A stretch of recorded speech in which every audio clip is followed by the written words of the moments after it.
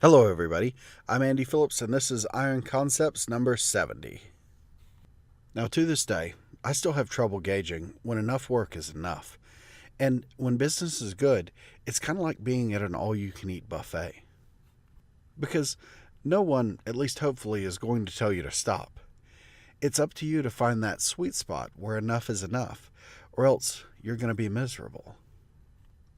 Being a blacksmith means that you're unique, and you have a grasp on the source code of creation.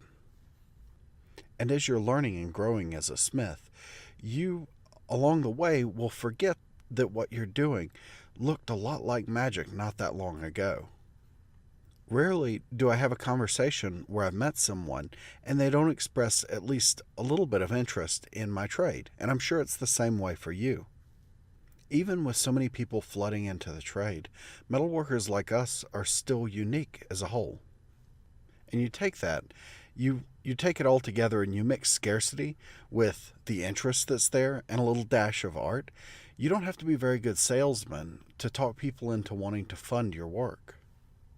The biggest trick really in there is not to bite off more than you can chew. And I mean that both in size of work and in volume. You see, taking a business and growing it is hard enough as it is. And while it can happen fast, speed tends to break things. And you're one of the things that takes a lot of the load. That means to keep yourself intact, you have to have discipline. And the idea of picking and choosing only the best jobs out of the ones you have ahead of you sounds really good on paper.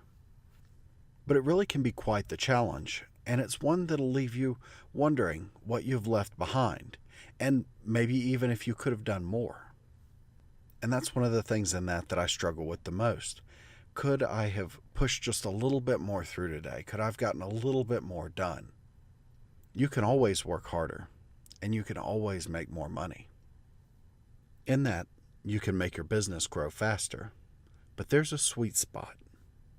Because what's it all worth if you just perpetually make yourself miserable? But that's it for me this week. So, over the last week, I did have a chance to unwind a little bit, to sit around and do a little bit of nothing. Had a fantastic time at the gift-making workshop. We made some tongs, made some tools, made a bunch of hooks, even made a slingshot. And I hope that doesn't come back to bite me in the butt. If you have any thoughts on this video or anything else at all, feel free to leave a comment or you can shoot me an email. So until next week, thank you for watching and bye.